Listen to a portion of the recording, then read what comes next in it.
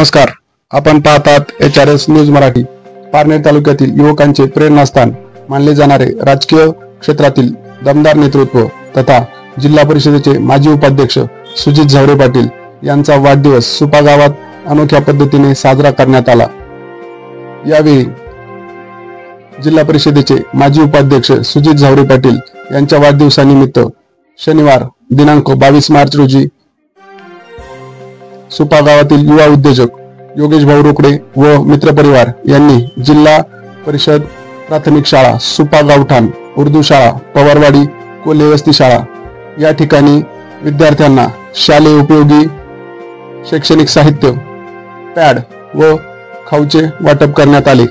या प्रसंगी सुपा गावच्या सरपंच सौ मनीषाताई योगेश रोकडे, माजी सरपंच भाऊसाहेब पवार, ग्रामपंचायत सदस्य पप्पूशेठ पवार, ग्रामपंचायत सदस्य कानी पोपळगट, डॉक्टर दत्तात्रय पवार, प्रवीण मापारे, शालेय व्यवस्थापन समिती अध्यक्ष गोरख विश्वास, कृष्णा कोल्हे, हरेश मेजर यांच्यासह अनेक ग्रामस्थ यावेळी उपस्थित होते।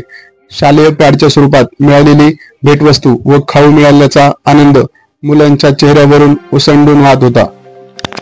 या प्रसंगी शाळेतील बालगोपाळांनी सुजित झावरे पाटलांना उदंड आयुष्याच्या अनंत शुभेच्छा दिल्या। Bureau report HRS news Marathi Supa.